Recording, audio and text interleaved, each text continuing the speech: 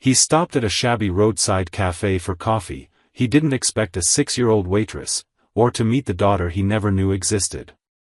Stephen Marlowe had driven this stretch of road countless times in his youth, back when it was just the quickest way to leave his small hometown behind. Now, all these years later, the same cracked asphalt and whispering cornfields looked different, not because the road had changed, but because he had. At 37, he was a CEO of one of the fastest-growing tech firms in the country, with offices in 3 cities, meetings that ran into the night, and a calendar booked months in advance. But on that particular afternoon, something in him had cracked, quietly and without warning, during a conference call he couldn't even remember the purpose of. He had ended the meeting mid-sentence, gotten into his car, and just driven. No GPS. No destination. Just the need to be away from all of it. He had been on the road for nearly 4 hours when hunger and fatigue finally caught up to him. He passed a cluster of aging gas stations and closed thrift stores before spotting a tiny roadside cafe. It was the kind of place he would normally ignore, a faded building with chipped red paint, a crooked sign hanging by one chain, and windows fogged from the inside. The parking lot was almost empty, and there was no one outside. He hesitated, foot hovering over the gas pedal, but then he turned in anyway. Something, he couldn't say what, pulled him in. The inside was still. Too still. There was no soft background music, no chime above the door. No hum of conversation or clinking of plates. Sunlight filtered through dusty windows, casting warm lines across the empty tables. The air smelled like coffee, butter, and something faintly sweet, muffins, maybe. No one greeted him, but the place didn't feel abandoned. It felt paused, like a movie waiting to resume. He walked slowly to a table near the window and sat down, loosening his tie slightly, grateful for the silence. His body was buzzing with exhaustion, but it was the kind of tiredness that came not from lack of sleep, but from too many months of pretending he wasn't running on empty. He closed his eyes for what felt like a breath. When he opened them again, she was standing there. A little girl, no older than 6, with long chestnut hair pulled into a low ponytail and a red apron tied awkwardly around her waist over a plain white t-shirt. She held a small notepad and a pen in both hands, her brown eyes wide but not nervous. There was something oddly professional in the way she looked at him. "What would you like to order, sir?" she asked, her voice light and clear. Stephen blinked, completely thrown off. For a second, he thought maybe it was a game, that her parents were nearby. He glanced around, half expecting to see a smiling mother waving from behind the counter. But there was no one. "Wait, are you alone here?" "Where's the staff?" he asked, sitting up straighter. "My mom's in the kitchen," the girl replied without hesitation. "I help her. We don't have enough money to hire anyone else. So she cooks, and I bring food to the tables." There was no self-pity in her tone. She said it the way other kids say they help feed the dog or take out the trash. It was just life for her, normal. Stephen looked at her closely. Something about her, her posture, the curve of her mouth, the shape of her eyes, felt strange. Familiar. Like a face he had seen long ago, faded in memory, but not forgotten. "Could you ask your mom to come out for a moment?" he said gently. The girl nodded and disappeared behind the swinging kitchen door.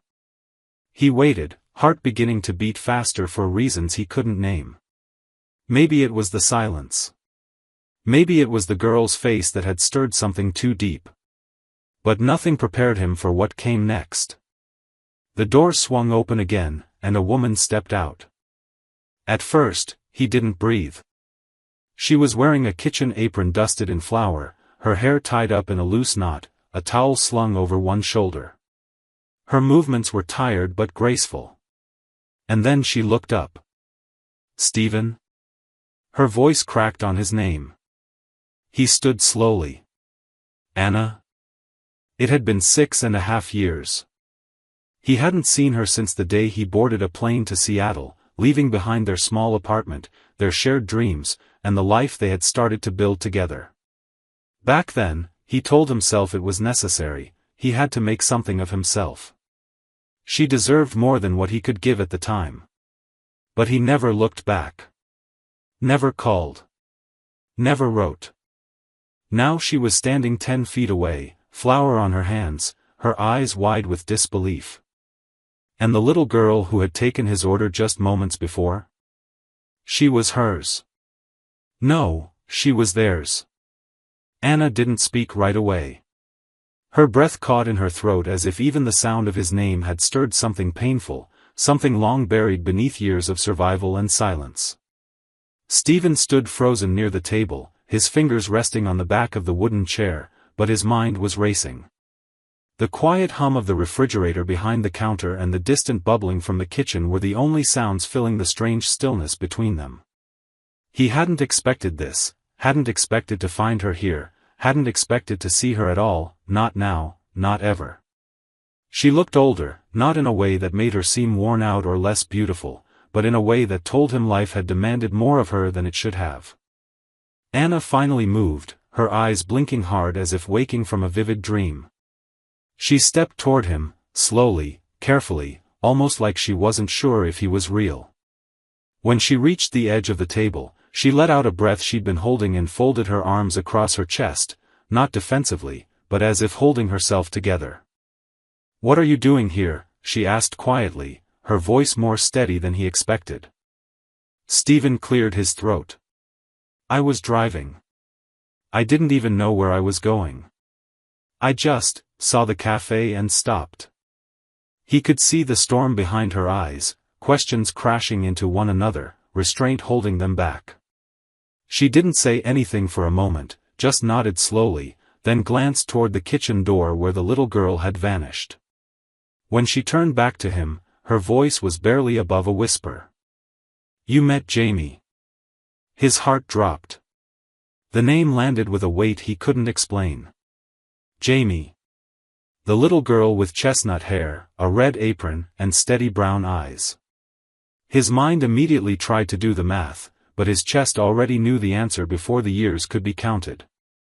He hesitated. "She's mine?" Anna looked at him then, not with anger, but with something far heavier, sadness. She nodded. "I found out I was pregnant just after you left. I tried to reach out once. You'd already changed your number. I was scared. And then I thought, maybe you were better off not knowing." Stephen felt like the floor beneath him was shifting.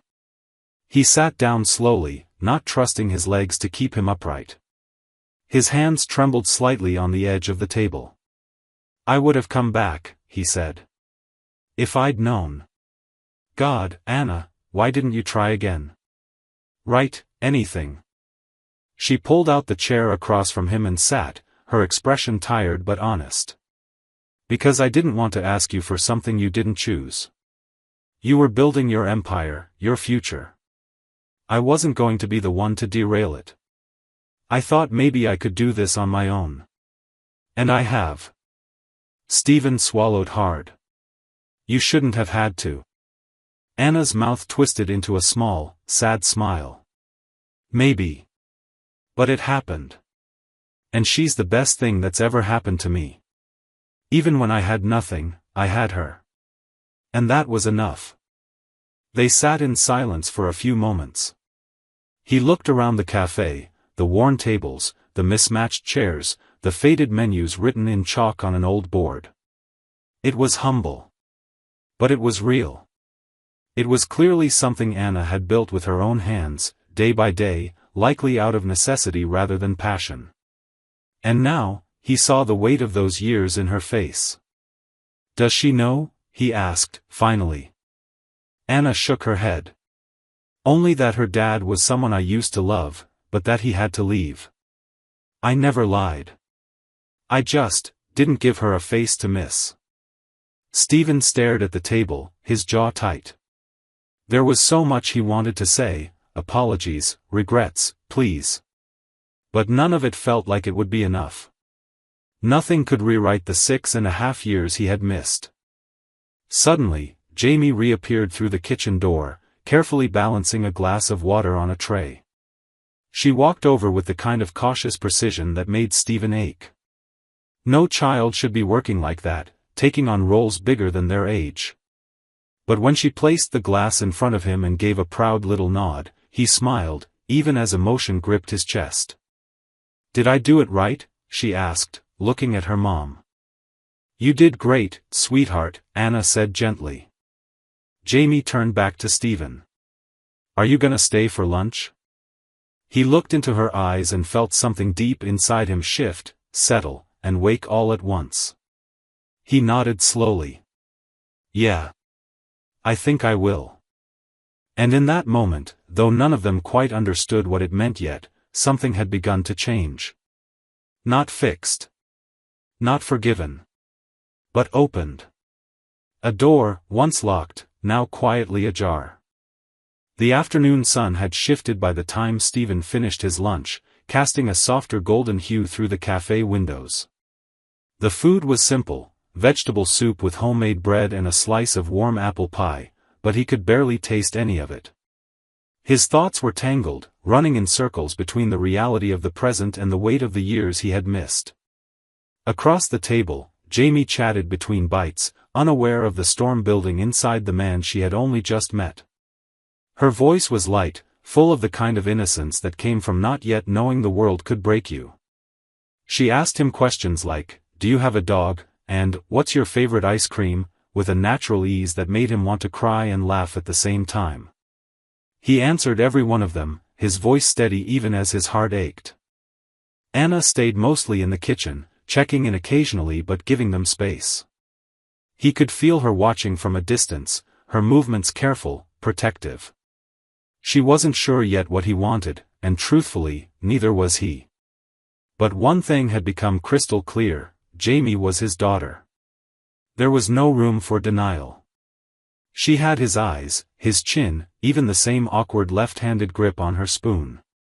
More than that, there was something in the way she watched people, a quiet observation before she spoke, that felt eerily familiar. He recognized himself in her in a way that couldn't be explained away by coincidence. After Jamie finished her pie, she excused herself and skipped off toward a small corner of the cafe where she had set up a coloring station, crayons, papers, and a few worn storybooks. Stephen watched her for a while, her small frame hunched over the table, deeply focused. The sight of her, so content, so unaware of the emotional earthquake he was experiencing, nearly undid him. He turned toward Anna as she approached with a cup of coffee for herself and sat down again across from him. He looked at her, really looked, and saw exhaustion in her eyes, not just from the day, but from years of doing everything alone. "How have you managed all this?" he asked quietly. Anna shrugged and wrapped her hands around the mug. "One day at a time. I had savings at first. Then I worked nights. Then I borrowed to buy this place. It's not much, but it's ours. Jamie loves it here. She thinks owning a cafe is the coolest thing in the world." Her lips curled into a tired smile. "You did all this alone," he said, more to himself than to her. "I had no choice," she replied, gently but firmly. "I couldn't chase you down. I couldn't raise her and chase your ghost at the same time. I had to choose her. I chose her." Stephen nodded slowly. He couldn't argue with any of it. She had done what he hadn't, stayed, fought, grown up. And now he was the stranger in his own story, trying to step back into a chapter he had abandoned without reading it through. "I want to be part of her life," he said finally. The words came out like a confession, heavy and honest. "I don't know how to fix what I broke, but I can't walk away from her. Not now." Anna's expression didn't change right away. She stared at him over the rim of her coffee cup, as if trying to see through him to the man beneath the polished suit and practiced charm. "She doesn't know disappointment yet," she said softly. "Not really. I've protected her from it. If you say you'll be in her life, you better mean it. Because if you leave again, it won't be me who pays the price. It'll be her. I won't, he said, without hesitation. I can't. There was a long pause between them.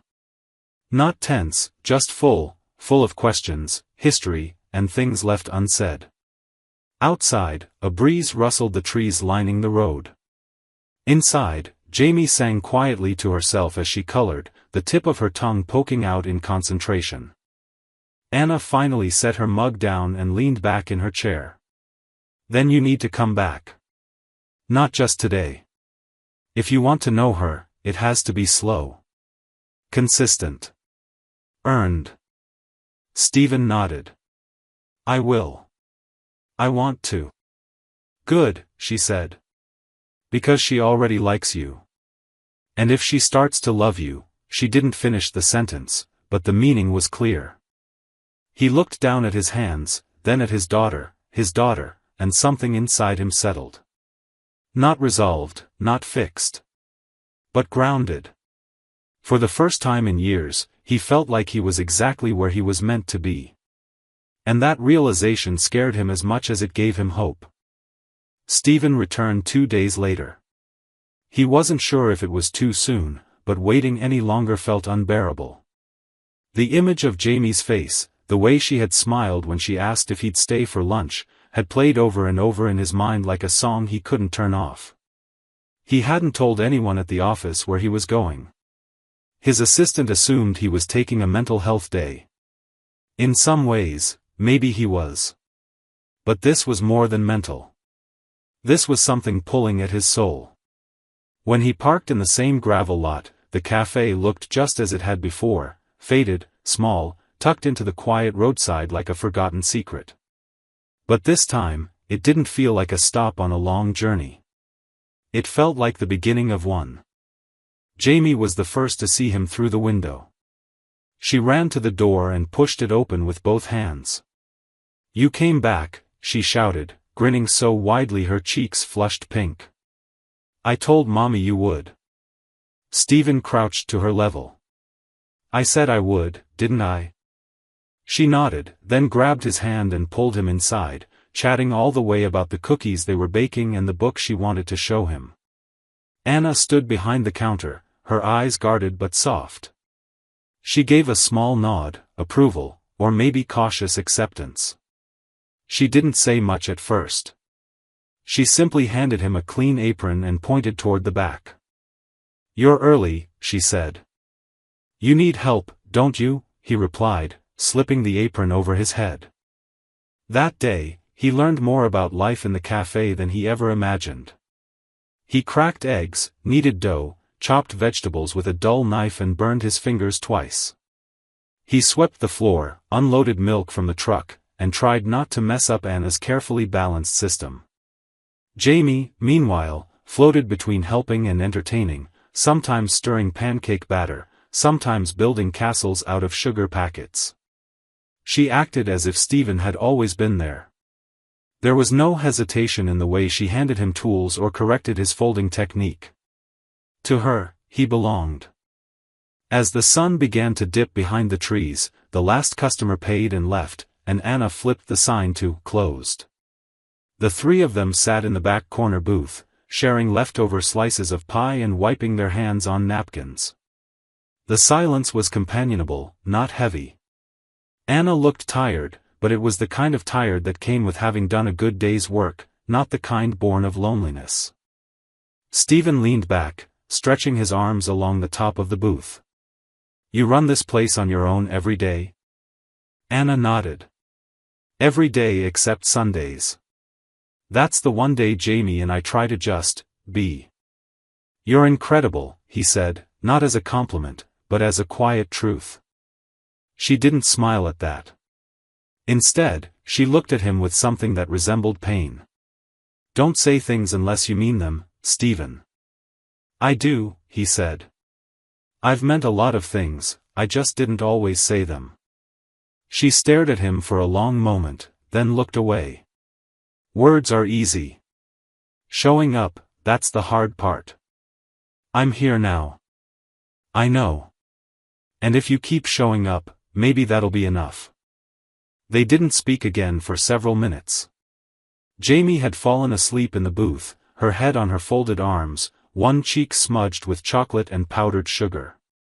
Her breathing was soft, even, and full of trust. Stephen watched her, a strange tightness in his chest. He had missed every first word, every first step, every sleepless night. But somehow, he had arrived in time for something else, something still whole. When he offered to carry her to the car, Anna hesitated, then nodded. He lifted Jamie gently into his arms, surprised at how light she was, how naturally her body curled into his like it had done this 100 times. Anna unlocked the back door of her old sedan, cleared the front seat of books and receipts, and helped him settle Jamie inside. She fastened the seatbelt with practiced speed, brushing a strand of hair from her daughter's face as she did. Stephen stood beside the car, hands in his pockets, unsure if he should say goodbye or ask to stay longer. Anna leaned against the door and looked at him. "She's going to ask questions," she said. "About what this means. About who you are. I've told her you're someone important from my past. But she'll want more. Soon." Stephen nodded. "Then I'll tell her. The truth. As much as she's ready to hear." Anna tilted her head slightly. "And what about your world? The one with glass offices and billion-dollar contracts? What happens when this doesn't fit into your schedule?" He met her gaze directly. "Then my schedule changes." She studied him for a moment longer, then finally, for the first time since he'd come back, she smiled, not politely, not cautiously, but genuinely. "Okay. Then come for Sunday." He blinked. "Sunday? You said it's our day. Maybe it's yours too." Stephen smiled back. "I'd like that." As she drove away, brake lights glowing in the dusk, Stephen stood in the gravel lot a moment longer, watching until they disappeared around the bend. The world he'd built over the last decade suddenly felt smaller, quieter, less vital. What mattered now wasn't the life he had created alone, but the one he had almost missed, waiting quietly at a roadside cafe, wearing a red apron and calling him daddy before she even knew why. Sunday came with early light creeping through the curtains and a cool breeze slipping in through a cracked window. Stephen had barely slept the night before. Not from anxiety exactly, but from anticipation that gnawed at him with both hope and guilt. He had been many things in his life: an ambitious student, a relentless entrepreneur, a leader, a strategist, but he had never been a father.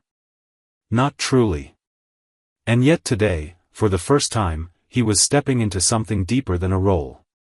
He was stepping into responsibility, connection, and whatever would come from finally facing what he'd missed. He arrived at the cafe 10 minutes before 10, unsure whether to knock or just walk in. The sign still read, "Closed," but the smell of cinnamon and warm butter drifted into the parking lot. He stepped out of his car and approached the front door, only for it to swing open before he could reach it. Jamie stood there barefoot, wearing a cartoon t-shirt and pajama pants with little stars on them. Her hair was messy, sticking up on one side, and her face lit up when she saw him. "You came early," she said, stretching her arms wide like she'd been waiting hours for this very moment. "I couldn't wait," Stephen replied with a soft laugh. She grabbed his hand without hesitation and led him inside. The cafe looked different without customers. Softer. More like a home than a business. A radio hummed low in the background, playing an old song that felt familiar even though he couldn't name it. The counters were clean, the chairs stacked against the walls, and a small table in the back had been set for 3, with mismatched mugs and plates painted with hand-drawn flowers. Anna was in the kitchen, apron already on, flipping something in a skillet. She turned when she heard them and nodded a greeting. Her hair was pulled into a loose braid, and a smear of flour streaked her cheek. "Good morning," she said, her voice calm, without pretense. "Smells amazing," Stephen offered, unsure whether to hug her or simply stay still. She wiped her hands on a towel and pointed to the table. "Sit." I hope you like pancakes. Jamie climbed into her seat, then looked at Stephen. These are the special ones. Mommy puts cinnamon and bananas inside, but only on Sundays. Stephen sat beside her, surprised at how easily everything fell into place, even though the situation was still so new, so fragile. Anna brought over a plate stacked with golden pancakes and set it down in the center before returning for syrup and fresh squeezed orange juice. They ate slowly, laughing at Jamie's sticky hands and her very serious commentary on which cartoon animals made the best pets. Stephen found himself forgetting, for long stretches, that he hadn't been here all along. That he'd missed the early years. That this wasn't normal for him, yet. After breakfast, Jamie ran off to show Stephen her drawing box and insisted he sit on the floor beside her while she colored. He did, gladly, crisscrossing his legs on the rug while she handed him crayons one at a time and gave detailed instructions on how to stay inside the lines but not be boring. Anna watched them from the kitchen doorway, her arms folded loosely, a small, unreadable smile tugging at her lips. She didn't interrupt. She didn't hover. But she didn't leave the room either. Later, when Jamie went into the back to play with her dolls, Anna sat beside Stephen on the worn love seat near the window. Outside, the wind rustled the trees, and the world felt still enough to let truths surface. She's never had a man in her life before, Anna said softly, not quite looking at him. Not really. No uncles, no grandfather. Just me and the women at the diner where I worked before this. Stephen nodded, understanding the weight of that confession. I want to be there for her. I know I can't just step in like the last 6 years didn't happen, but I'm not going anywhere. Anna looked at him then, her eyes steady. She's already attached to you. You see that, right? He nodded again. I see it. And I feel it. That scares me, honestly. Because I don't want to hurt her. I don't want to promise something I can't keep. Then don't make promises, Anna said. Just keep showing up. He leaned back, exhaling slowly. I think I can do that. The silence between them was full, but not uncomfortable. It felt like an agreement. A fragile beginning. The kind where trust didn't come from speeches, but from moments exactly like this, shared air, quiet understanding, and the absence of retreat. That afternoon, Stephen stayed longer than he planned. He helped wash dishes, played board games with Jamie, and fixed the cafe's back door latch that had been sticking for months. When he finally left, the sun was already low in the sky, painting the road in shades of amber and rose. Jamie hugged him twice, once quickly at the door, and then again after running out barefoot into the parking lot, just to make sure he felt it. Will you come next Sunday too? She asked, eyes wide with hope. I will, he said. You can count on it. As he drove away, the cafe growing smaller in his rearview mirror, Stephen felt something unfamiliar and steady settle into his chest. It wasn't guilt. It wasn't obligation. It was the quiet rhythm of belonging, earned slowly, built through presence. A rhythm he had almost forgotten existed. And for the first time in a long time, the road ahead didn't look like an escape. It looked like a path home. The weeks that followed settled into a rhythm none of them had expected, but all three of them welcomed. Stephen began coming to the cafe regularly, sometimes for just an hour, other times for an entire morning. He never announced himself in advance, and Anna never asked him to. Yet he always showed up, as if his presence was something the place had always needed but hadn't known to expect. He helped in small ways at first, taking out trash, fixing a wobbly chair leg, running to the store for supplies when deliveries ran late. But soon enough, he was behind the counter, pouring coffee, wiping down tables, and learning which regulars liked their pancakes extra crisp and which ones didn't want to be spoken to before their first cup of tea. The customers noticed. Some asked if he was Anna's brother. A few guessed old friend. No one questioned it directly, and Stephen didn't offer explanations. It wasn't about appearances. It was about rebuilding something from the inside out, quietly, without grand gestures. Jamie blossomed under the attention. She began to expect him, but not with anxiety, rather with joy. Her drawings multiplied, many of them now including 3 figures instead of 2. One had a little girl holding hands with a man and a woman beneath a sun with too many rays and clouds shaped like animals. She'd titled it, in shaky block letters, My Family. Anna had found it taped to the wall near the kitchen door one morning and stood staring at it for several long minutes before she finally smiled. It was the kind of smile that came with permission to feel something good without guilt. One rainy Tuesday afternoon, the cafe was quiet, and Jamie had fallen asleep in the corner with a book still open on her lap. Anna and Stephen sat in the kitchen, drinking tea from mismatched mugs. The steady patter of rain on the roof made the silence between them feel softer than usual. Anna stirred her tea absently and glanced at Stephen, who had rolled up his sleeves and was quietly reading a list of food suppliers. "She trusts you," she said suddenly, setting her spoon aside. He looked up, surprised, then nodded. "I'm glad. I trust her too." "That's not always enough," Anna continued, her tone careful, not accusatory.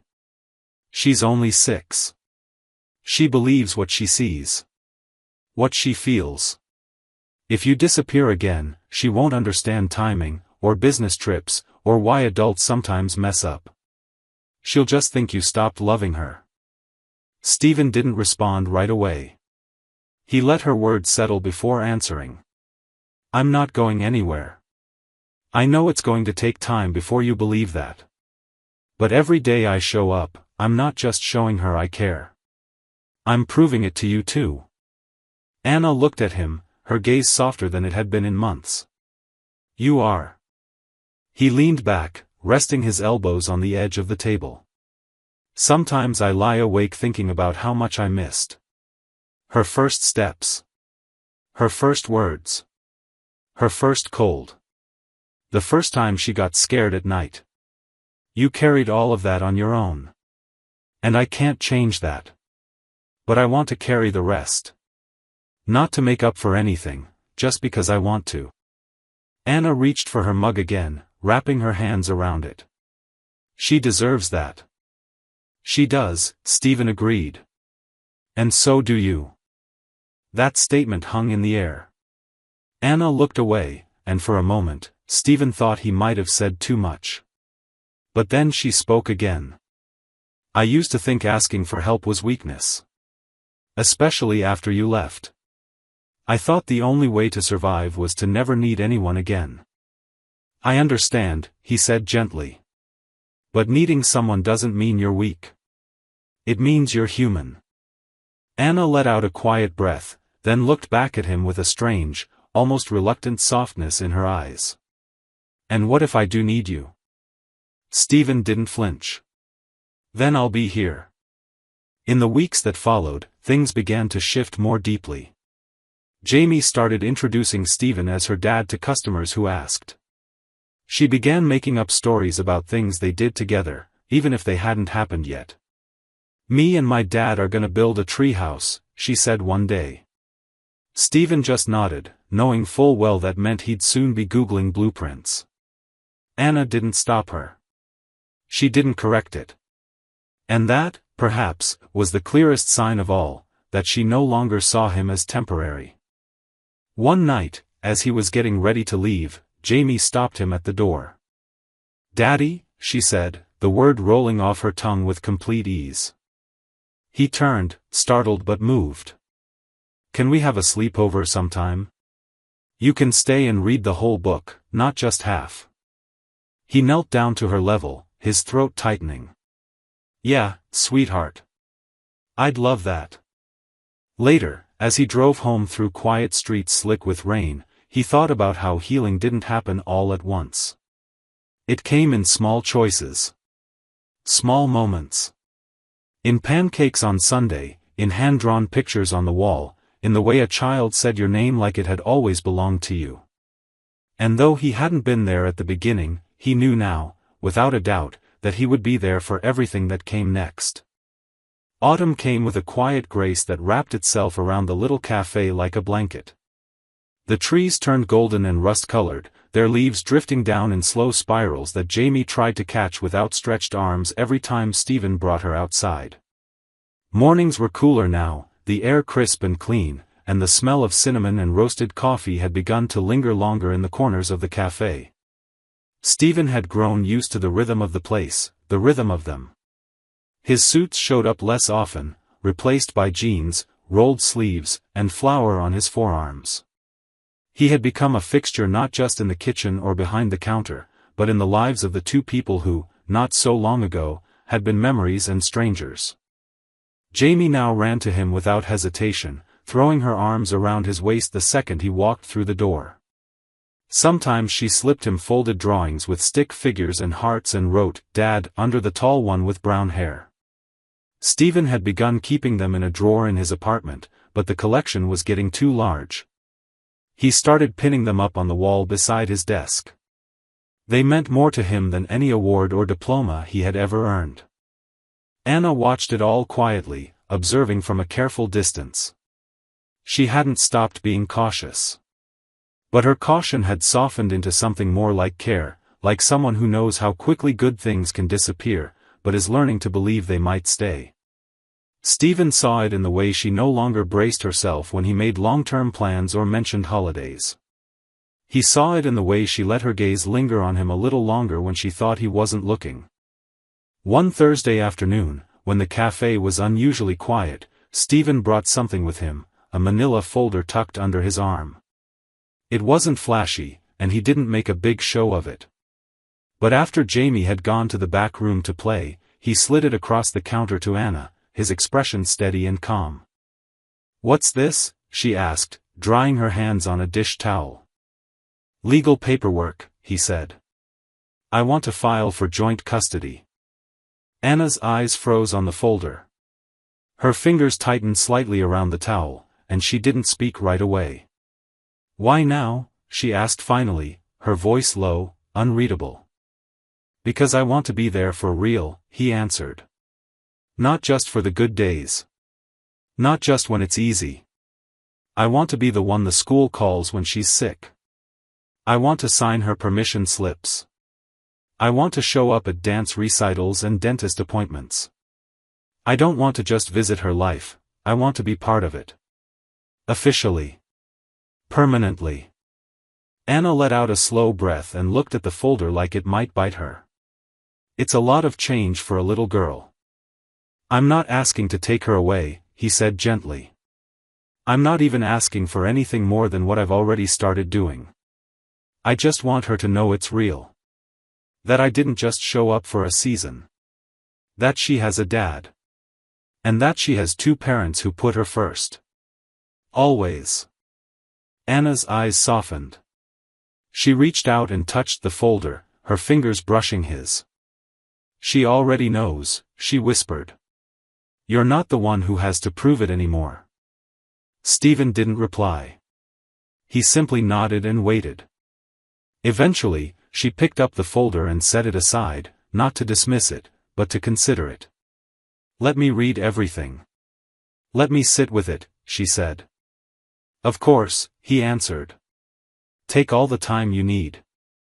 That night, he stayed for dinner.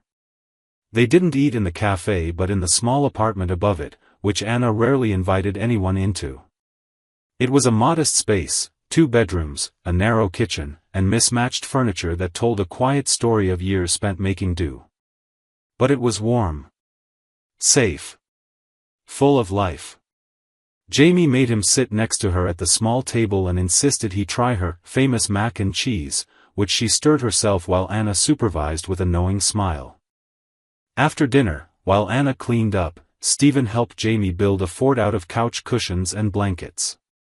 She crawled inside and begged him to read a story, so he pulled a tattered picture book from the shelf and began, his voice low and animated as she curled into his side. Anna stood in the kitchen, watching them from a distance. The sound of his voice, the way Jamie leaned against him, the laughter that came so naturally, it stirred something deep in her chest. It was something she had locked away long ago, a kind of hope she had been too afraid to name. Not just for Jamie, but for herself. Later that evening, after Jamie had fallen asleep, Stephen stood at the door, unsure whether to hug Anna or simply say goodnight. She solved it for him by stepping forward and placing a hand lightly on his arm. "You've changed," she said quietly. "But you're still the same in all the ways that mattered." "I wish I'd come back sooner," he said. She shook her head. "If you had, maybe you wouldn't have been ready." There was a long pause. Then she added, "We're getting there. All of us. Just, don't stop showing up." "I won't," he promised. "I'm here. For good." As he walked to his car, the wind carrying the scent of falling leaves and wood smoke, he knew she believed him a little more that night than she had the day before. It wasn't everything. But it was enough. The foundation was being laid, one quiet brick at a time. And for the first time, he felt like this life wasn't something he was stepping into late, it was something he was finally stepping into at the exact right moment. Winter settled in gently that year, not with the violence of snowstorms or ice-laced winds, but with a quiet hush that made the days feel slower and the nights more sacred. The cafe took on a new kind of charm with twinkling string lights in the windows and the warm scent of nutmeg and baked apples lingering in the air. Customers came in wearing thick scarves and cold noses, grateful for the comfort of hot drinks and the kind smiles that greeted them at the counter. But the biggest change wasn't in the cafe, it was in the way the three lives inside it had begun to shape themselves around one another, not just like a family, but like a unit, moving in rhythm even when the world outside kept turning too fast. Stephen had become more than a presence. He had become a constant. The paperwork had been filed, and after a few weeks of legal process, Anna signed her name beside his. It wasn't a relinquishing of anything, it was a shared promise. Jamie now had 2 names on the school emergency contact list. 2 people cheering in the audience at her winter play. 2 sets of arms always waiting when she ran through the front door. Anna hadn't stopped watching him closely, not out of suspicion anymore, but out of wonder. Wonder at how quickly the once absent man had become the beating heart of their small world. And Stephen, for his part, treated every mundane task, school pickups, dentist appointments, helping with math homework, as sacred duties. Not because he wanted praise, but because he knew how easily he could have missed it all. And he was done missing things. One evening in mid-December, just before closing time, the cafe was quiet. A soft snow had begun to fall, making the streetlights glow with a kind of dreamlike softness. Jamie had fallen asleep in the booth near the window after helping her mother pass out cookies to the last few customers. She was curled up in a blanket, her mouth slightly open, clutching a small stuffed reindeer to her chest. Anna and Stephen sat nearby, mugs in hand, speaking in that soft, unguarded way that comes only when 2 people are finally no longer holding back. "I've been thinking," Anna said, her fingers wrapped around her mug, her gaze fixed on the snowfall outside. Stephen glanced at her, the gentle flicker of the cafe lights reflecting in his eyes. "About what?" "About how we got here," she said. "How strange it is, that after everything, after all the silence and the time apart, this is where we ended up. Not broken. Not bitter. Just, here." Stephen nodded. "I think about it every day. I used to imagine all the ways I would feel if I ever saw you again," she admitted. "Anger, mostly. Sadness. A lot of words I'd never get to say. But none of it happened the way I thought. The second I saw you, it wasn't fury. It was just breathlessness. Like my life had paused, and it finally unpaused." Stephen looked at her, his voice quieter now. "I didn't know what I was walking into. I was running from something that day. I thought I was exhausted from work, from pressure, but really, I think I was exhausted from being alone." Anna smiled, not a wide smile, but one that reached all the way to her eyes. "You're not alone anymore. Neither of them said anything for a while. They just sat there, listening to the hum of the heater, the ticking of the old clock above the counter, and the steady breathing of their daughter nearby. Eventually, Stephen set his mug down and turned to face Anna more fully. "I want to talk to you about something," he said. She tilted her head slightly, curious. "Go on." "I don't just want to co-parent. I don't just want to be the guy who comes to school plays and birthday parties. I want to build something with you. For real. Not because we have a child. But because we have something that never really went away." Anna's breath caught for a second, and then she asked, very gently, "What are you saying?" "I'm saying that if you'll let me," he said slowly, "I'd like to come home. Not as a guest. Not as a helper. As your partner. As your family. I'd like to marry you." The silence that followed wasn't filled with shock, but with emotion too deep to move quickly. Anna looked at him, her eyes glistening, and she set her mug down slowly before reaching for his hand across the table. "I need time," she said. "Not because I don't feel the same. But because I want to say yes with my whole heart. And I think it's getting there. Every day, it's getting there." Stephen nodded, completely at peace. "That's more than enough for me." A few weeks later, on Christmas morning, Jamie woke to find her parents sitting together on the couch, watching her open presents with sleepy eyes and excited hands. She didn't know about proposals or paperwork. She didn't understand timelines or emotional healing. She just knew that her mom was smiling more than ever, and her dad never missed a moment anymore. For her, it was simple: they were together. Later that day, as snow fell more heavily and the cafe stayed closed, the three of them played board games and baked cookies in the kitchen, singing off-key holiday songs and dancing in their socks. No one made grand speeches. No one tried to define what this new beginning was. It simply existed, whole and imperfect and full of love. And that, after everything, the years apart, the silence, the almosts and the what-ifs, was more than any of them had ever dared to dream. Not a second chance. A new life. Chosen, together. Three little girls in torn dresses walked up to a billionaire at dinner and asked for a piece of bread. What he did next shocked the entire city. The late afternoon sun bathed the city in gold as warm rays spilled over the terrace of Lucent Sky, one of San Francisco's most exclusive restaurants. The linen tablecloths fluttered gently in the breeze, and the soft clink of silverware from nearby tables mixed with the murmur of conversation spoken over wine and oysters. Michael Willoughby sat alone at a corner table, tucked against the glass railing that overlooked the bay.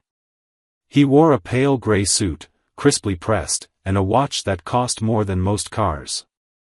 Yet despite the perfect setting and his pristine appearance, there was something distant in his posture, a kind of quiet sorrow behind his eyes that the world had long stopped noticing.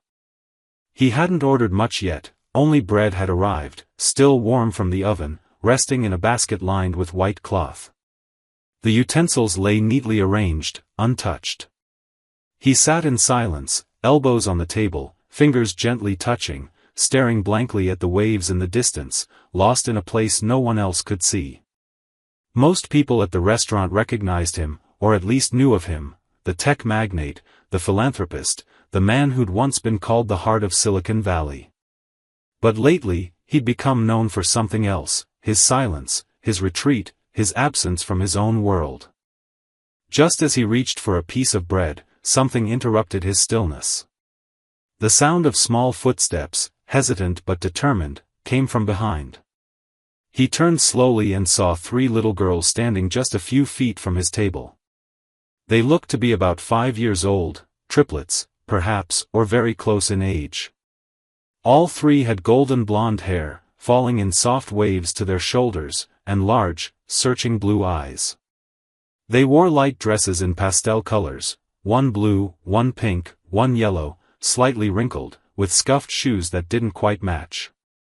The tallest of the three, though only by an inch or so, took a half step forward. Their voices came as one, soft but clear, a strange harmony that broke the luxury restaurant's polished calm. "Sir, may we have a piece of your bread?" Michael blinked, startled at first. He looked around. No adults. No one seemed to notice them, or if they did, they turned their eyes away. Something inside him stirred. He looked down at the basket in front of him, then back at the girls. He could see the edges of dirt on their knees, their small hands clasped in front of them, not begging exactly, but hoping. His throat tightened, and he didn't understand why at first. 1,000 thoughts came at once. The sharpness of their question. The softness of their eyes. The quiet way they waited, as if they were used to being turned down. He leaned in slightly, voice low. "Why are you hungry?" There was silence between them for a moment. Then the girl in the yellow dress, Emma, though he didn't know her name yet, spoke, her voice thin and steady. "Our mom got taken away by an ambulance. They tried to send us back to our dad, but he hurt her. He hurt us too." Michael felt something drop inside his chest. "So we ran away," added the girl in blue. "They said we had to go to a place, but it wasn't safe there." "Not really. No one wanted us. And we haven't eaten today," whispered the one in pink. She looked down as she said it, almost ashamed. Michael reached for his napkin, though not to use it. He just needed something to hold. A tear had formed at the corner of his eye, unexpected and unwelcome. He blinked quickly, turning his face slightly toward the bay. He had no idea why they had come to him.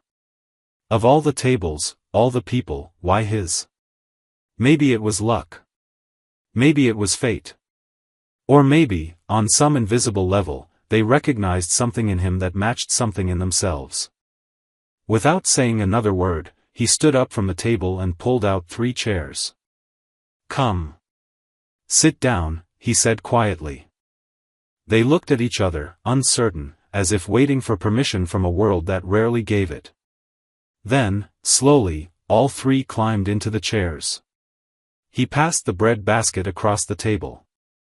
They didn't attack it. They each took a small piece, politely, almost ceremoniously, breaking off tiny bites as if afraid to take too much. It broke his heart. And as he watched them eat, he felt something he hadn't felt in years, something warm, painful, and deeply human. It was the moment everything changed. Though he couldn't have known it yet, the life of Michael Willoughby, the billionaire, the genius, the man alone, had just cracked open. Not because of business, or success, or failure. But because 3 little girls asked for bread. The restaurant was nearly empty by the time the girls had finished eating. The sky had deepened to a dusky violet, and the first city lights began to flicker on across the bay like tiny stars. Michael hadn't moved much from his seat, except to ask the staff for water and, later, something more substantial for the children, soup, fruit, and warm milk. They had eaten quietly, thanking him each time a dish was placed in front of them, their manners oddly precise for children so young.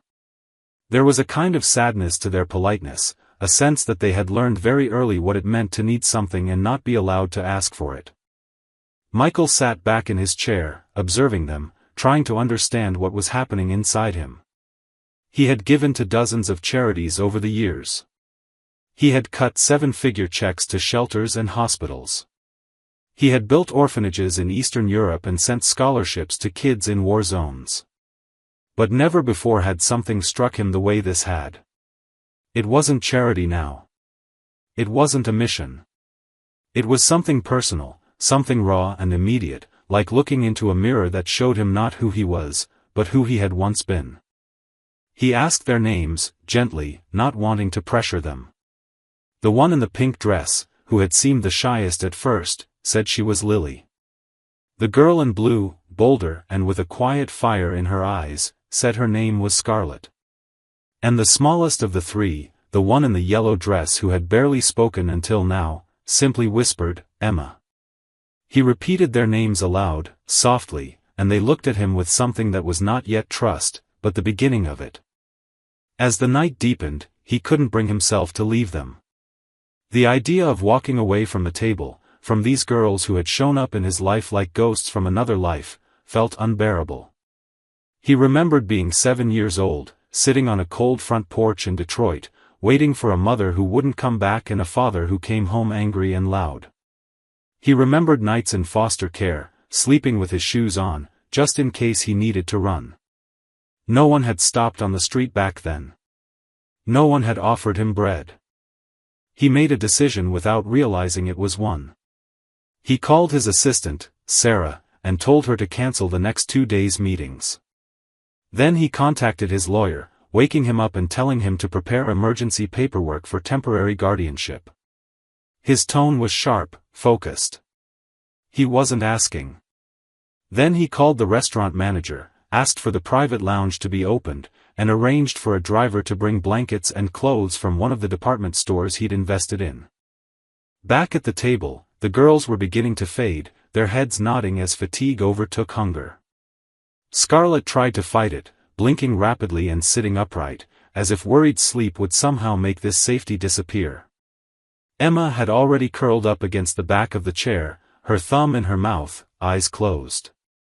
Lily kept looking at Michael as if he might vanish if she blinked too long.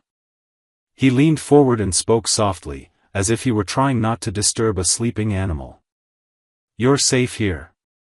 I promise." Scarlett's voice was no louder than a breath. "Are you going to take us back?" He hesitated. "Back where?" "To him," she said. Michael's hands tensed under the table, and he forced himself to relax. "No," he said, voice steady. "I'll never take you anywhere unsafe." The words felt like a vow. The kind that binds deeper than contracts or courts. When the blankets arrived, he wrapped each of them himself. Lily accepted his help like a child used to being responsible for others. Scarlett hesitated, then let him tuck the edges around her. Emma stirred but didn't wake.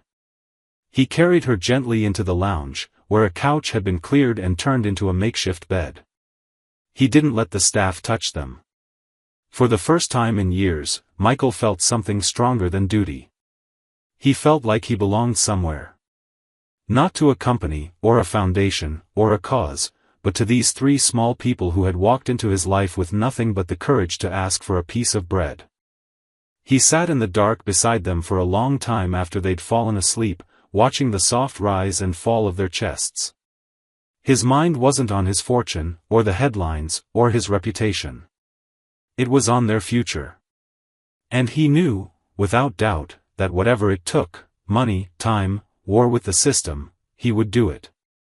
Because something had opened inside him that he had locked away for decades. And it was no longer possible to close it again. Morning light crept gently through the tall windows of Michael's penthouse apartment, spilling across polished wooden floors and soft rugs in shades of ivory and gray. The scent of brewing coffee mixed faintly with the citrusy air from the fresh bouquet his housekeeper had arranged the day before. It was the kind of morning meant to be quiet, calm, and controlled, like most of his mornings used to be. But today was different. Today, the silence was interrupted by 3 sets of tiny footsteps, hesitant and uneven, as if the world beneath them might disappear if they weren't careful. Lily was the first to wake, padding softly through the hallway in a borrowed cotton nightgown that reached her ankles. She stood in the doorway of the kitchen, watching Michael with a gaze that held both curiosity and caution.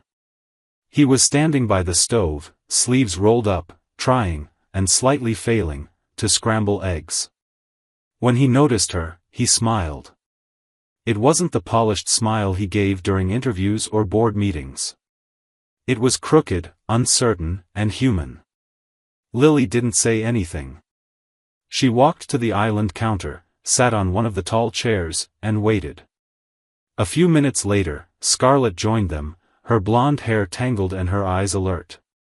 Emma, as usual, was last. She came in rubbing her eyes, clutching a stuffed rabbit Michael's assistant had brought over late last night. He didn't know how to talk to children, not really. He had given millions to child welfare programs but had never spent more than 5 minutes with a child in his life.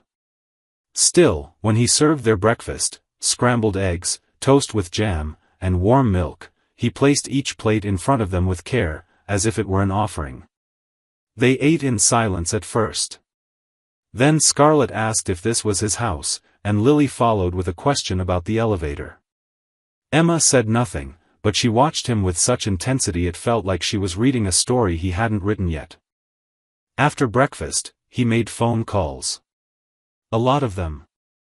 He spoke to a child psychologist, a family lawyer, and 2 private investigators. He learned the girl's last name, Jenkins, and pulled every record he could find. What emerged was worse than he expected. Their father, Carl Jenkins, had a history of domestic violence that stretched back almost a decade. There were restraining orders, hospital records, police calls, and testimonies from neighbors. The girl's mother, Haley, had been taken to the emergency room in critical condition 2 days ago. She was alive but in a medically induced coma. She had no family nearby. Child Protective Services had placed the girls in a group home temporarily, but they had gone missing from it sometime the night before. No one had reported them found. Michael stared at the report in disbelief. How was it possible that 3 children could disappear and no one noticed? No one searched. No one seemed to care. His lawyer told him, firmly but carefully, that taking custody wouldn't be easy. He was not a relative. The girls had not been officially placed in foster care. And Michael, despite his money and influence, was not above the law. But he didn't flinch. He told the lawyer to prepare for the fight anyway. Temporary guardianship, emergency custody hearings, background checks, psychological evaluations, whatever it took. Meanwhile, in the apartment, life had already begun to shift around them. Michael's staff adapted quickly. His assistant Sarah arranged for a pediatrician to visit the apartment that afternoon. His housekeeper added children's clothes, blankets, and art supplies to her shopping list. His driver installed booster seats in the back of the black SUV. What had once been a pristine, silent, curated home began to fill with noise, blocks tumbling to the floor, music from old cartoons, and giggles echoing off high ceilings. But beneath the laughter, there was still something fragile. Emma refused to speak, even when addressed directly. Scarlett flinched at sudden movements. Lily kept offering to help clean up after meals, as though she had learned not to take care for granted. Michael watched all of it and stored it away in a quiet part of his mind. He didn't push them. He didn't ask for stories. He simply made space for them to exist, to breathe, to feel whatever they were feeling without pressure. Each night, he read to them. The first book was Charlotte's Web.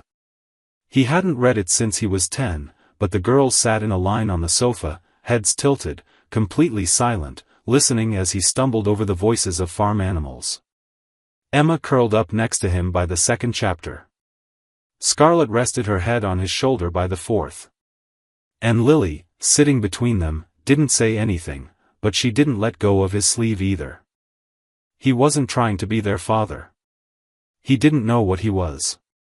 A protector? A pause in the storm? A stranger who said yes when the rest of the world said no? He only knew one thing for certain. Something had changed. Not just in the apartment or in their lives, but in his. For the first time in years, Michael didn't feel like he was trying to fix the world with a checkbook. He wasn't fixing anything. He was simply staying. Being there. And somehow, that felt harder and more important than anything else he had ever done.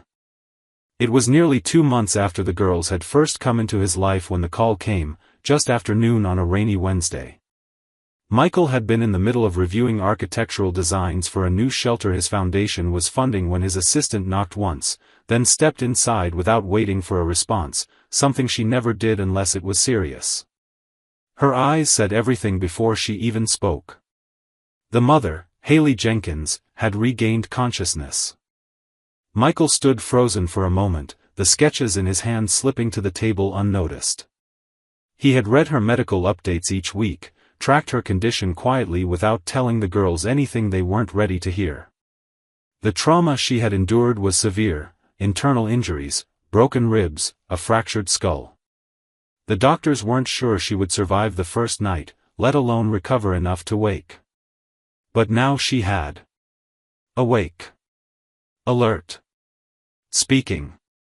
Asking questions. He arrived at the hospital within the hour. He took the back entrance, escorted by private security, and was led to the ICU wing where she lay in a sterile white bed, thin and pale, with an 4-in-1 arm and monitors quietly blinking behind her. For a moment, as he stood in the doorway, he couldn't bring himself to speak. He had pictured her many times, sometimes broken, sometimes whole, but nothing had prepared him for the sight of the woman who had given life to the 3 children who were now asleep each night under his roof. She looked up slowly when he entered. Her eyes were the same bright, piercing blue as her daughter's.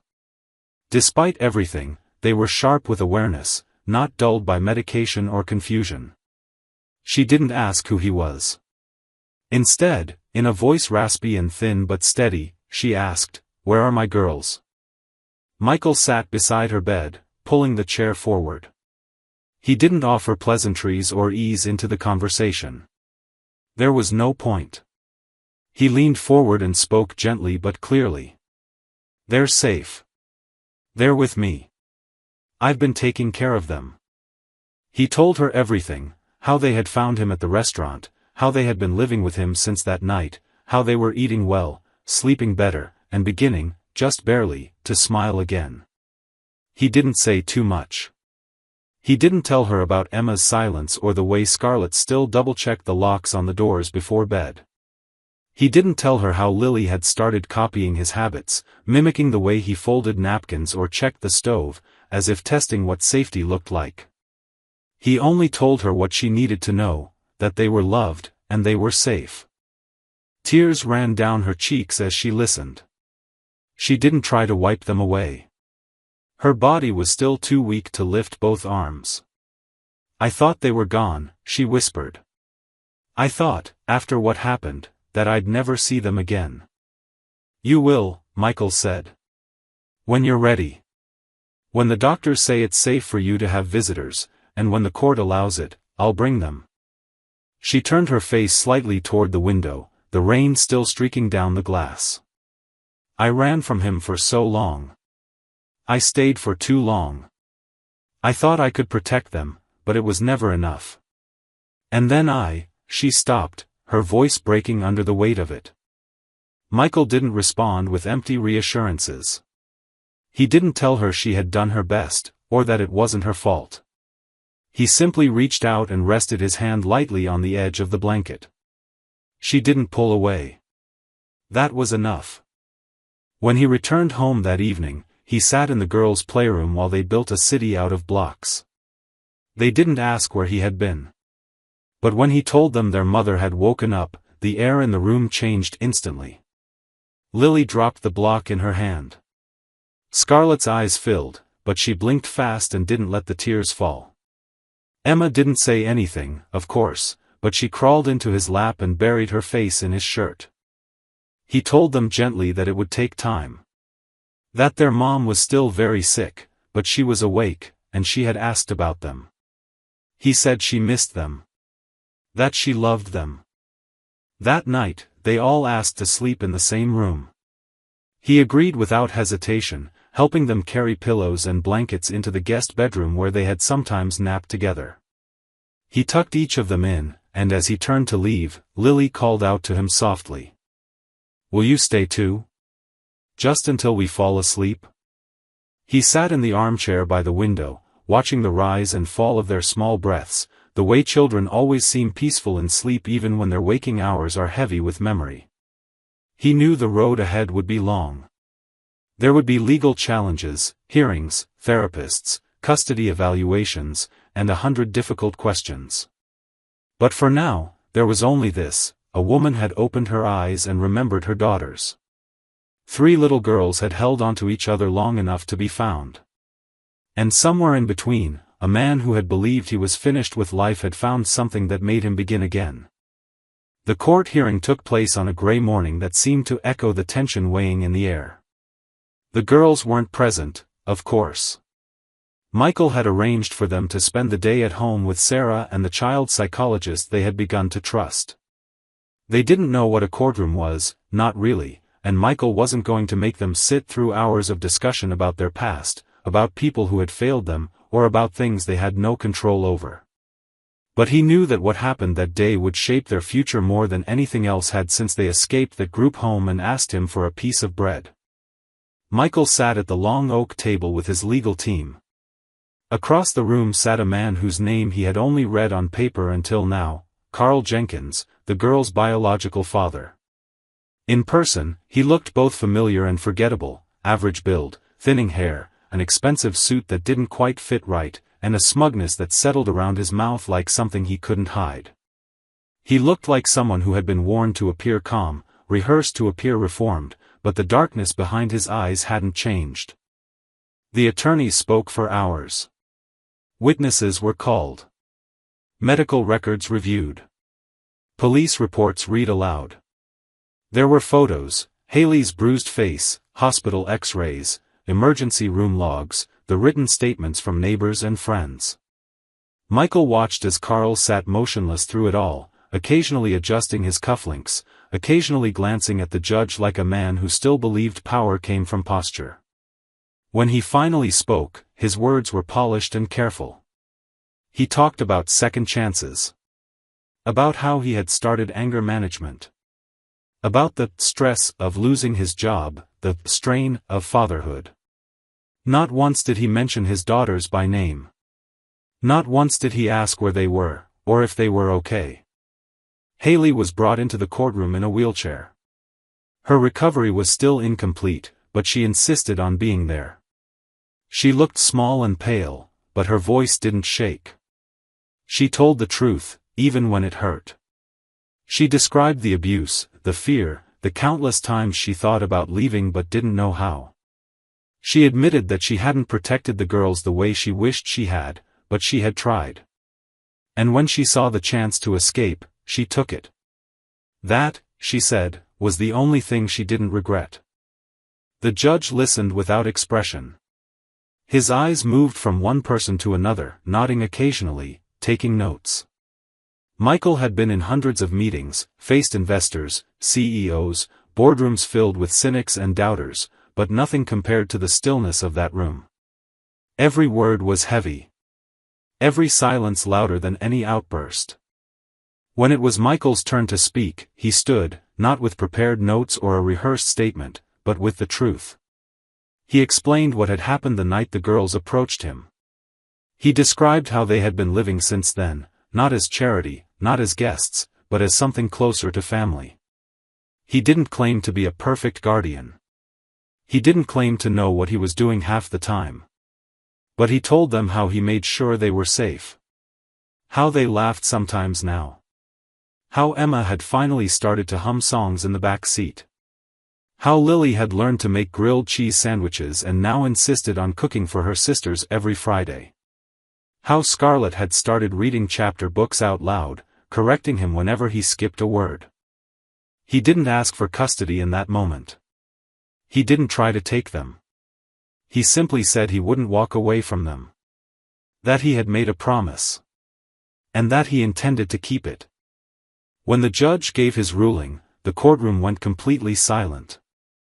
The biological father, Carl Jenkins, was permanently stripped of all parental rights due to clear and repeated evidence of abuse, negligence, and criminal behavior. Haley Jenkins retained her parental rights, but with the condition that any custody be evaluated again in 6 months pending her physical and psychological recovery. Until then, full temporary custody was granted to Michael Willoughby, with continued court supervision, and the option for adoption if deemed appropriate. Haley sat quietly, her hands in her lap. When Michael turned toward her, unsure what she would say, she looked at him with tears in her eyes and spoke softly, almost like she was afraid to break something fragile. "I'm not giving up on them," she said. "But I can't do it alone. Not yet." Michael didn't hesitate. He moved to her side, knelt slightly beside her chair, and looked her in the eye. "You won't have to," he said. "We'll do this together." No one spoke after that for a long time. The judge gave a final nod and closed the file. Lawyers gathered papers. The bailiff opened the door. Outside, the rain had stopped, and light was beginning to filter through the clouds. It was not the end of the story. It wasn't even the beginning of the end. But it was a doorway. A choice made. A direction set. That evening, when Michael returned home, the girls were waiting in the foyer, as if they'd known. Lily ran to him first, wrapping her arms around his waist. Scarlett followed, asking quietly, "Is it over?" And Emma, as always, didn't speak, but she took his hand and didn't let go for the rest of the night. Something permanent had shifted. Not just in court records or legal files, but in hearts and trust and belief. And for the first time, all of them began to believe that this fragile little world they had built might not fall apart after all. Summer came slowly that year, soft and golden, with long evenings and the sound of cicadas weaving through the silence. Life in Michael's home had settled into something that almost resembled normalcy, though it had not come easily. The girls had formed rhythms, familiar ones, who liked which cereal, what music played during cleanup time, the unspoken rule that Emma only brushed her teeth if Lily helped her. They had their own rooms now, decorated in soft tones with bookshelves, fairy lights, and handmade drawings taped to the walls. They had favorite forks, favorite bedtime stories, and a secret hiding place behind the couch where Michael often pretended not to find them. But beneath it all, there was still a quiet, unspoken wound, one that showed itself in small moments, the flinch at a slammed door, the way Scarlett watched the hallway before she slept, the way Lily still woke up sometimes just to check that the others were breathing. And then there was Emma. Emma had not spoken since the night they met. Not one word. Not even a whisper in sleep. At first, Michael assumed it was trauma, and the therapist confirmed it. Selective mutism, they called it, rooted in fear and emotional overload. She had the ability to speak, but her voice remained locked behind something deeper than silence. Michael tried not to force it. He learned to understand her without words, the tilt of her head, the way she tugged on his sleeve when she wanted something, the little gestures she used with her sisters. But there was always a question that lived quietly in his chest: would she ever speak again? One evening, not long after the court ruling, they drove to the coast. Michael had promised them a trip to see the ocean, and after the long tension of the past months, he needed it just as much as they did. The drive was quiet, peaceful. Scarlett read a book aloud in the back seat while Lily helped navigate with a paper map Michael had printed out just to make her feel important. Emma sat beside him up front, holding the stuffed rabbit that had been her constant companion since that first night. She looked out the window, her eyes wide, her mouth closed. When they arrived, the girls ran toward the shore, shoes forgotten, squealing as the cold water touched their toes. Michael stood back for a while, watching, his hands in his pockets. The wind tousled his hair, and the salt in the air reminded him of a childhood he had worked hard to forget. But here, now, it didn't hurt as much. Not with them laughing in the surf. Eventually, Emma wandered back toward him. She wasn't wet like the others. She had watched but not joined, her eyes full of questions she hadn't yet learned how to ask. She walked right up to him and reached for his hand, small fingers curling into his. He looked down and gave it a gentle squeeze. They sat together on a log at the edge of the beach, the sky melting into orange and lavender. The waves rolled in quietly, and gulls cried in the distance. Emma rested her head against his arm and said nothing. He didn't speak either. There was no need. Minutes passed like that. Then, very softly, so quietly he almost thought he imagined it, she whispered, "You're not going to leave, are you?" Michael turned to her, startled, heart thudding in his chest. She looked up at him with wide, uncertain eyes, as if unsure she had really spoken or whether she should have. He knelt in the sand beside her, his voice barely above a breath. "No," he said. "I'm not going anywhere." Emma's lower lip trembled. She nodded once, then leaned forward and wrapped her arms around his neck. She didn't cry. She didn't say anything else. But she didn't let go for a long time. From that day on, something in her shifted. She didn't begin speaking full sentences overnight. It came in fragments, shy and cautious, like a bird testing the air after being caged too long. One morning, she said, "pancakes," at breakfast. The next week, she sang the last line of a lullaby with Lily. She began asking short questions, always directed at Michael first. "Where are we going? Can I help? Will you read tonight?" The house began to change, too. There was more laughter now, louder footsteps, less hesitation. The fear that had once lived in the corners began to dissolve under the weight of consistency. The girls started calling it home, not the house, not your place. Just home. One night, Scarlett corrected a visitor who referred to Michael as the man taking care of them. She stood up straight, crossed her arms, and declared, "That's our dad." Michael had never asked for that title. He had never pushed it. But when he heard it, something cracked open in him, something buried deep. He smiled and looked at Emma, who simply nodded once and whispered, "Daddy." It was the only time he cried in front of them. Not because he was sad. Not because he was afraid.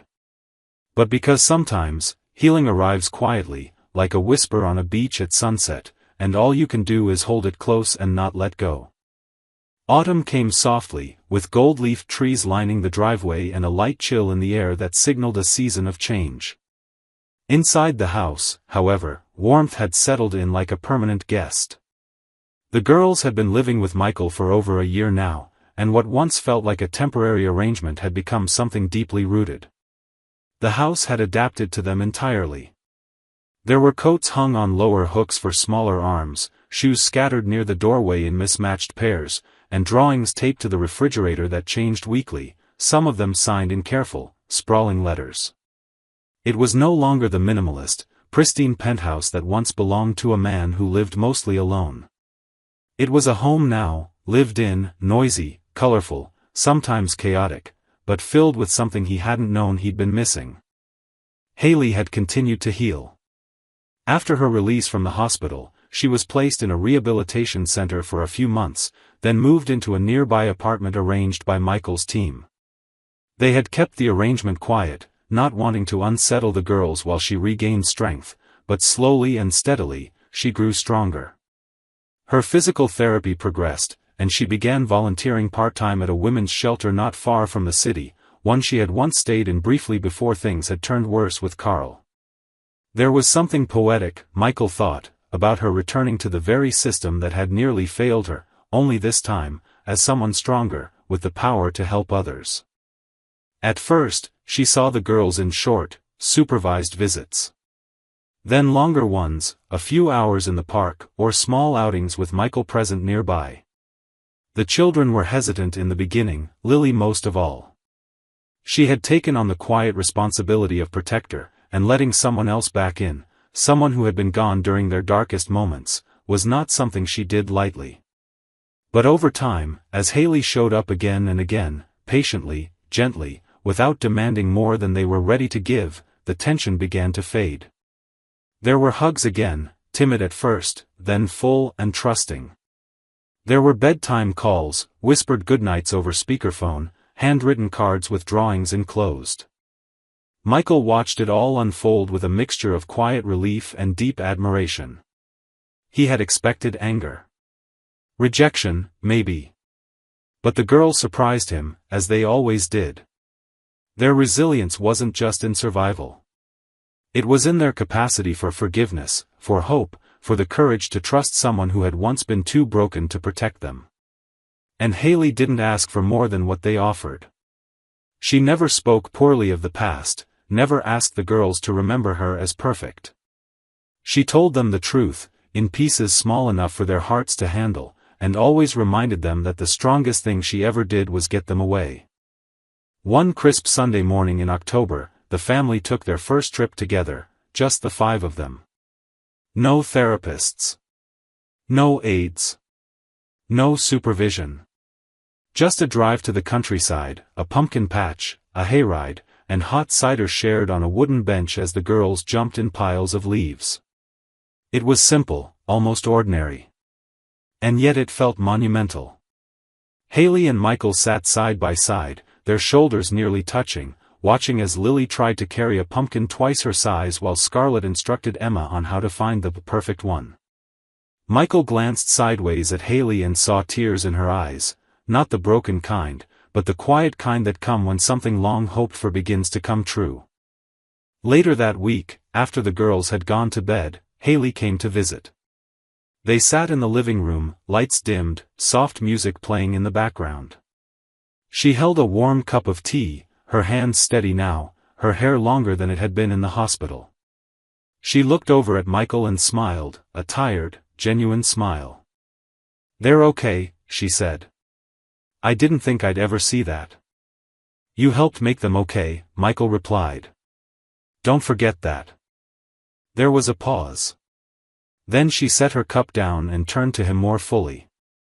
"I've been thinking," she said quietly, "about what happens next. About where I fit now." Michael nodded, but said nothing. He knew what she meant. They had never defined what they were.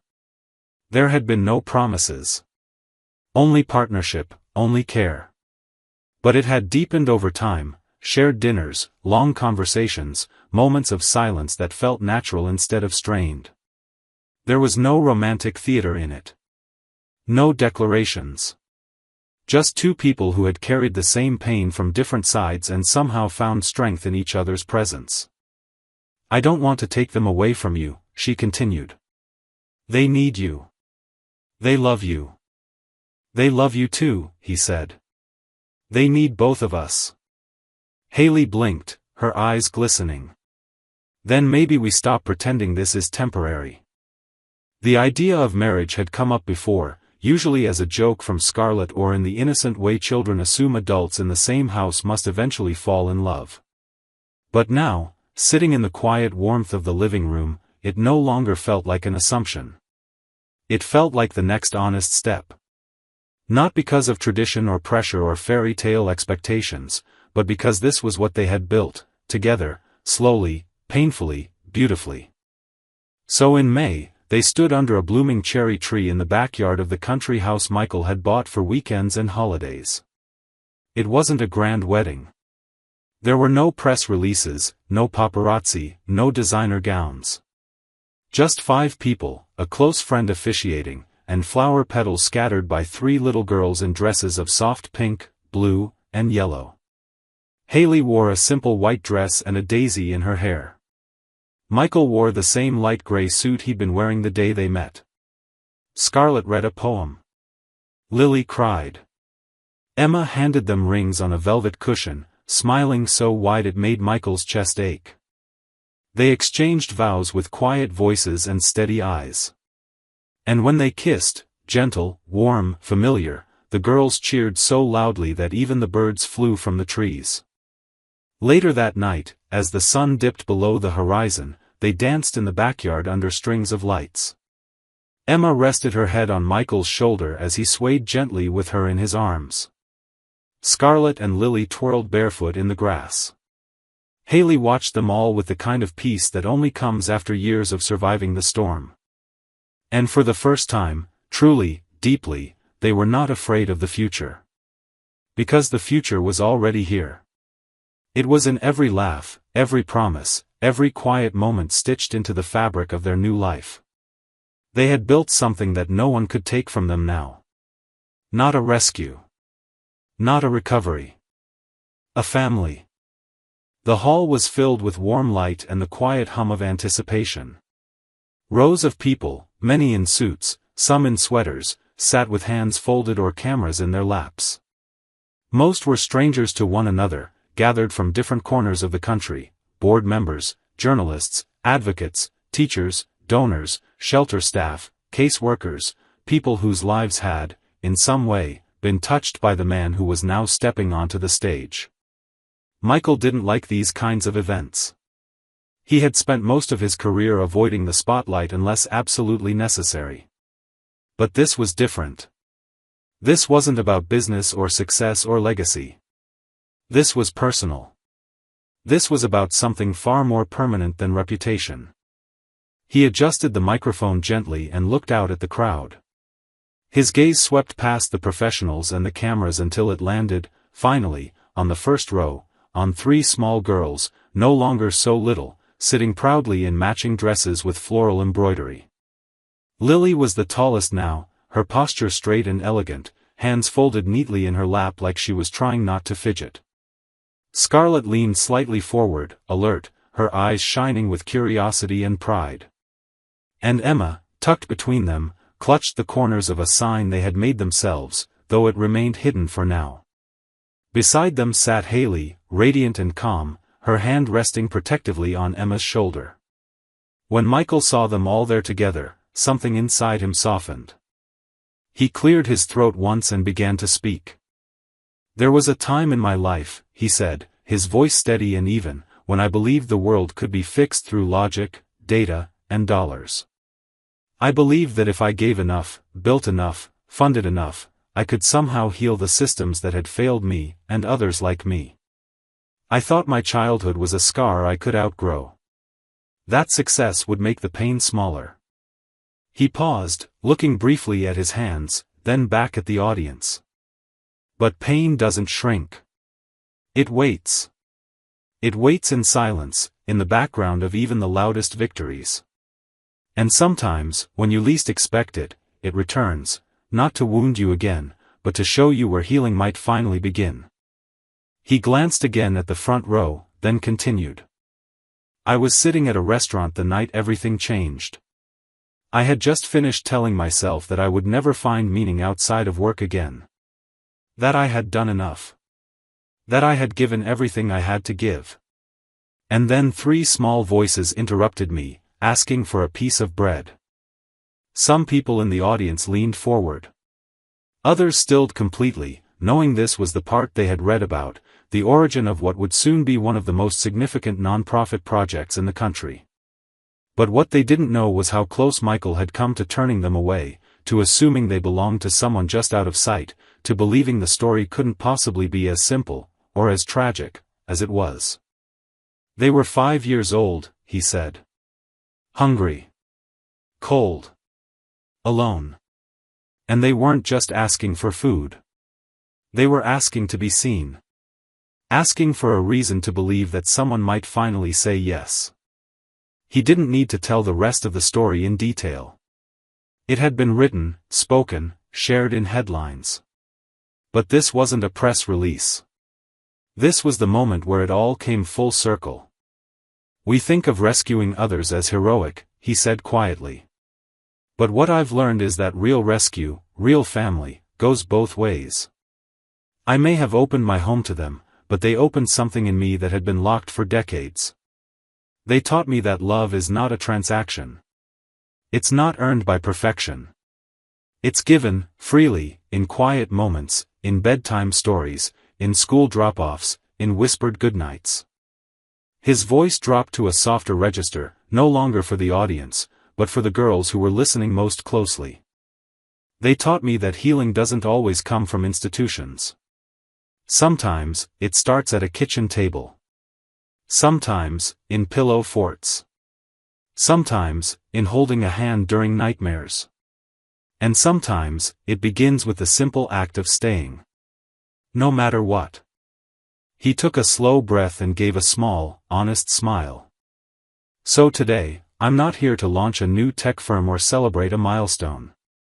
I'm here to officially announce the opening of the Lily, Scarlett and Emma Foundation, a national initiative dedicated to protecting, housing, and permanently supporting children and single mothers escaping domestic abuse. We're not here to offer temporary shelters. We're here to build permanent homes. We're not here to raise awareness. We're here to raise children, rebuild families, and restore futures." Applause erupted, not the polite kind, but the kind that grows slowly, with real feeling behind it. Cameras flashed. People rose to their feet. But Michael didn't move. He looked again to the front row, where the girls had now stood, holding up the sign they had kept hidden until this moment. It was made from thick white poster board, the letters hand-painted in bright colors. You became our bread. We love you, Dad, ****. Michael laughed softly, tears already in his eyes. He stepped down from the stage and met them where they stood. Lily threw her arms around his waist. Scarlett pulled at his sleeve, tugging him down so she could whisper something in his ear. And Emma, who had once said nothing at all, took his hand in both of hers and said, loud enough for the crowd to hear, "Can we go home now, Daddy?" He didn't answer with words. He just held her tighter and nodded. The foundation launched with record-breaking donations that month.